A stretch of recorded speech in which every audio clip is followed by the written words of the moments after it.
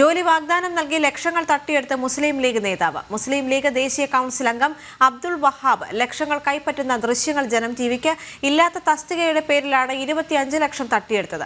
Kollam Chavara KMLL ആയിരുന്നു ജോലി വാഗ്ദാനം ചെയ്തിരുന്നത്. പണം നഷ്ടപ്പെട്ട കുടുംബം നൽകിയ പരാതിയിൽ ചവറ പോലീസ് കേസെടുത്തിട്ടുണ്ട്.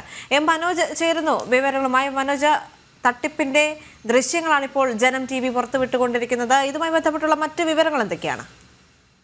ദേവിക, മുസ്ലിം ലീഗ് നേതാവായിട്ടുള്ള അബ്ദുൾ വഹാബാണ് ഇത്തരത്തിൽ ജോലി വാഗ്ദാനം നൽകി ഈ ലക്ഷങ്ങൾ കൈപ്പറ്റിയിരിക്കുന്നത്. ഇല്ലാത്ത തസ്തികയുടെ പേരിലായിരുന്നു ഇത്തരത്തിലൊരു വാഗ്ദാനം നൽകിയിട്ടുള്ളത്. ചവറയിലെ തന്നെ KMLL ജോലിയാണ് വാഗ്ദാനം ചെയ്തിരിക്കുന്നത്.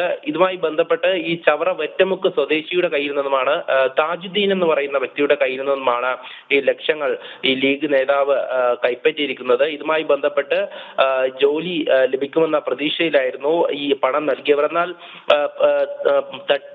തട്ടിപ്പിനിരയായി എന്ന് തിരിച്ചറിഞ്ഞതോടെയാണ് ഈ ഒരു പരാതി നൽകിയിട്ടുള്ളത്. 2023 ഏപ്രിൽ 13-നാണ് 3 മണിയോടെ വൈകിട്ട് ഈ രണ്ടാം ഗഡുവായി 14 ലക്ഷം രൂപ ഇയാൾക്ക് നൽകുന്നത്.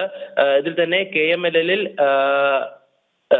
ആ ഒരു വകുപ്പിൽ അസിസ്റ്റന്റ് മാനേജർ തസ്തികയിലേക്കാണ് നിയമനം നൽകാമെന്ന വാഗ്ദാനം ചെയ്തിരിക്കുന്നത്. പിന്നീട് 2022 ആഗസ്റ്റ് 2-ന് 5 ലക്ഷം രൂപ ആദ്യമായി നൽകിയിരുന്നു. പിന്നാലെയാണ് 17 ലക്ഷം രൂപ ബാങ്ക് അക്കൗണ്ട് വഴി നൽകുന്നത്. അത്തരത്തിൽ പലതവണയായി ഇയാൾക്ക് പണം നൽകിയിട്ടുണ്ട്. ഇതുമായി ബന്ധപ്പെട്ട് ഈ പറ്റിക്കപ്പെട്ടുവെന്ന് തിരിച്ചറിഞ്ഞുകൊണ്ടാണ് ഈ കുടുംബം പരാതി നൽകുന്നത്. ഈ പരാതിയുടെ അടിസ്ഥാനത്തിൽ ചവറ പോലീസ് ഇയാൾക്കെതിരെ കേസ് എടുത്തിട്ടുണ്ട്. എന്തായാലും കേസുമായി ബന്ധപ്പെട്ട് ഇയാൾ കോടതിയെ സമീപിച്ചു എന്നാണ് അറിയാൻ സാധിച്ചത്. അതായത് ഈ ലക്ഷങ്ങൾ തട്ടിച്ചിട്ടുള്ള ഈ ലീഗ് നേതാവ്, അതായത് ഈ പലരിൽ നിന്നും ഇത്തരത്തിൽ പണം വാങ്ങിയതായും ആരോപണങ്ങളുണ്ട്. എന്തായാലും ദൃശ്യങ്ങൾ ഉൾപ്പെടെ ഇപ്പോൾ പുറത്തേക്ക് വന്നിരിക്കുന്നു.